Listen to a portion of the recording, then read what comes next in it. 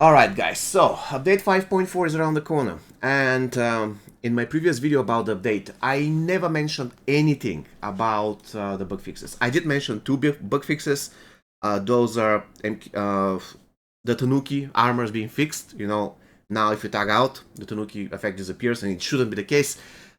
So yeah, the Tanuki armor is fixed, and the other thing is that the Blood Kitana Special 2 is fixed, which is quite cool. But I also have some notes because I also know that there are certain other characters that have fixes, bug fixes, and certain other equipment that has fixes. Before I get there, there's something important that I totally forget about when I was doing the video, and I believe it's important. There will be a new pack, which will go for a small amount of Dragon Crystals, something in the realm of 10 to 50 tops. I don't know exactly, but it should be small. It should be even about 20 or something like this.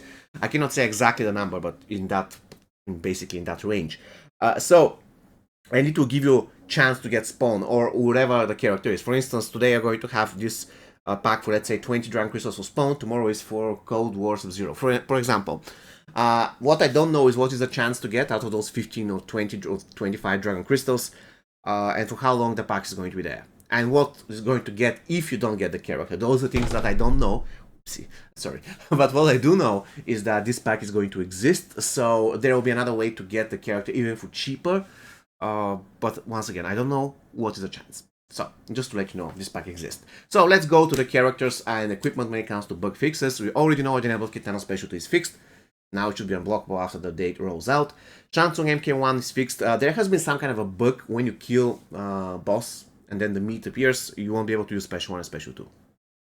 I don't know that bug existed, to be honest with you, but now it is fixed, so I guess if you use a lot of MK1 Shang Tsung and you encounter that bug, you should be happy. There is a bug involving MK11J that has been fixed. If she is poisoned, she actually starts taking damage from fire and bleed. I do not know whether this is going to be the same thing for incurability. So currently, if she has incurability, she's taking damage from all dots, and I don't know whether this was designed to be like this or it is just a bug. I guess we're going to find out. But for now, if she's poisoned, she's not going to take damage from bleeds, fires, and other dots. So just to let you know, Dedede Jade. Apparently there was an issue with her Ghost Shield passive, but now it is fixed. I don't know what that issue is. I don't even remember when was the last time they used Dedede Jade. Which is unfortunate, but I guess if you're using her a lot, you already know what that issue is, and this issue is fixed. There's some kind of issues with Circle of Shadow Nightwolf as well. Sometimes you won't be able to use the cooldown of the character. I didn't encounter that because I don't... Actually, I use him in one team, but every single time I use out on that mode, so I have no idea.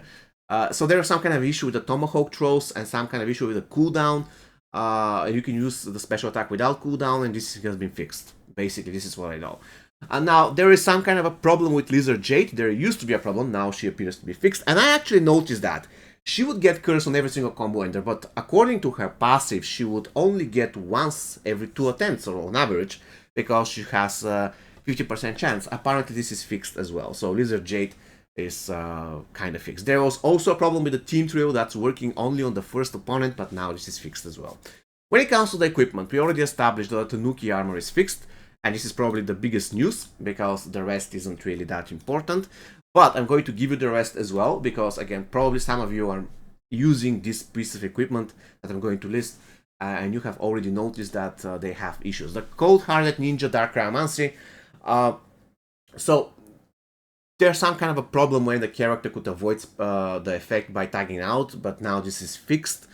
I don't know what the thing is. I mean, if they're talking about the evasion by Sub-Zero, what I would do is just I'm going to block immediately. So I'm going to do special attack, then I can immediately block. And you can, since your character is not stepping forward, you can see the Sub-Zero clone, and you shouldn't attack it. I don't know how they fix it. If this is what they're talking about, this is everything that I know.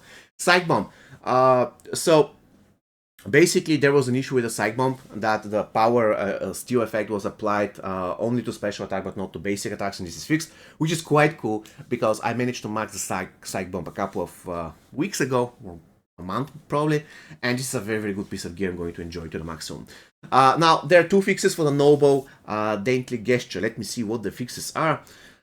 Okay. So the effect 2, what you're getting, it was used to be applied only on the 15 critical hit regardless. of the equipment fusion level. I guess now it is fixed. And the Kitana effect would trigger before special attack hit the opponent, which is weird. I guess this is fixed as well. This is what I have. Again, I never encountered this, so I'm just telling you what I have as notes and what are the things that are getting fixed. Unfortunately, since I never encountered those, I cannot give you any further explanation. Some of those sound familiar, some of those don't. Okay, now when it comes to other things that they fixed, it says for the Soul Reaver's King Cobra belt that there was an issue with that you don't get the reduced damage of the dots, and now this is basically fixed. It's cool, I guess. Alright, and more or less this concludes the fixes to characters and equipment. Now what I can share is the final thing for this video is the new improvements to the crypt, or let's say bug fixes or UI improvements, something like this. So the first thing that I missed to mention in my video is that the Rathammer chance will stay the same. Let's assume that the Rathammer has 1.5% chance to drop. I don't know what that chance is, I'm just giving you an example. So it's, for this example, it's 1.5. What they're going to do is they're going to keep the percent 1.5, but the Shao Kahn, but the Rathammer will only have 0.5% chance to drop. The rest is going to be basically split between the Karo Guidance, 0.5, and it's going to be split between the Drachmin Mask. So in a way, the Rathammers won't be dropping that much. Instead, you're going to get in Karo Guidance and you're going to get in Drachmin Masks. That's pretty cool. Not going to lie, that's pretty cool, guys. Also, they say that there's some crashing in the crypt that has been fixed, which is super cool. And they also fixed the bug when you can purchase 2 cards one after the other in the crypt. I guess this is the most important take when it comes to the crypt and what were the bug fixed and what was the things that they added, apart from the things that I already told you. Alright guys, so more or less this is going to be all for me today. It was a quick video. But I reckon those things are important. Some of them are really important, some of them not that much, but I guess some of you are going to find value out of them, especially if you're using those characters and those equipments. See you next time, guys, and have an amazing rest of your day. Take care, guys.